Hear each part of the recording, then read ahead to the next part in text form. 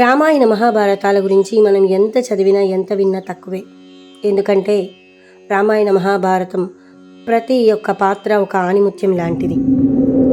మన జీవితాలను ఎలా మలుచుకోవాలో నిర్ణయించేది ఈ రామాయణ మహాభారత పురాణాలు. మరి అలాంటి ఆణిముత్యంలో నేను ఈరోజు మీకు చెప్పబోయే ఒక ఆణిముత్యం అభిమన్యుడు. ఇతను అర్జున సుభద్రుల గారాల పట్టి యుద్ధరంగంలో చక్రవ్యూహంలోకి ఎలా ప్రవేశించాలో, ఎలా బయటపడాలో వ్యూహం గురించి ఒకరోజు అర్జునుడు సుభద్రకు వివరిస్తూ ఉంటాడు. సుభద్ర గర్భంలో ఉన్న అభిమన్యుడు కూడా వింటూ ఉంటాడు. వ్యూహంలో ప్రవేశించే విధానం వరకు విని తిరిగి వచ్చే విధానం చెబుతుండగా ఆమెకు ఏదో ఆటంకం కలగడంతో అక్కడితో ఆ వ్యూహాన్ని ఆమె వినలేకపోతుంది.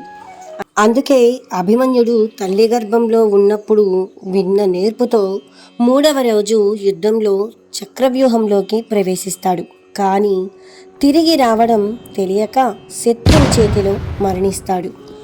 మరణించే ముందు అభిమన్యుడు ఇలా అంటున్నాడు: కౌరవ సేనులారా, నీలో నా తాతలు, బంధువులు, నా తండ్రి గారి గురువులు, యుద్ధ విద్యలలో ప్రావీణ్యులు, రాజనీతి ధర్మజ్ఞులు ఇలా ఎందరో ఉన్నారు.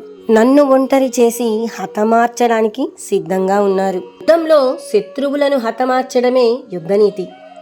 నా చేతిలో యుద్ధ అస్త్రాలన్నీ కూడా నేలకి ఒరిగిపోయాయి.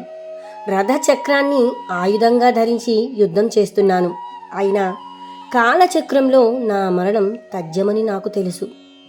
పురుషుడు ఎంత అందగాడైనా అతని అందం ద్విగుణీకృతమయ్యేది సూర్యుడిగా.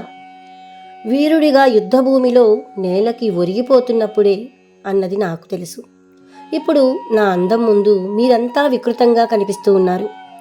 ఈ అభిమన్యుని వీరమరణం ఈ రణక్రాంతి మెడలో కాంతులు విరజిమ్ముతూ హారంగా శాశ్వతంగా మిగిలిపోతుంది. ఈ చిరంజీవిని దీవించండి. మరణం ఒడిలో ఉన్నప్పుడు శత్రువు కూడా గౌరవించుకోబడాలి, పూజించబడాలి. అదే మన సనాతన ధర్మం అంటూ చేతులెత్తి కౌరవ పెద్దలకు నమస్కరిస్తూ నేలకి ఒరిగిపోతాడు. భారతంలో అభిమన్యుడిని మాత్రమే వీరాభిమన్యుడు అంటారు. తల్లి గర్భంలో శిశువు ఉన్నప్పుడు తల్లి విన్న మాటల ప్రభావం ఆ శిశువుపై ఉంటుందని శాస్త్రజ్ఞుల అభిప్రాయం. అందుకే మనకి కూడా చెప్తూ ఉంటారు, మనం గర్భంతో ఉన్నప్పుడు ఏది వింటామో, ఏది చూస్తామో అది పిల్లలకు వస్తుంది అని. మరి విన్నారు కదండి అభిమన్యుడి యొక్క వీరత్వం,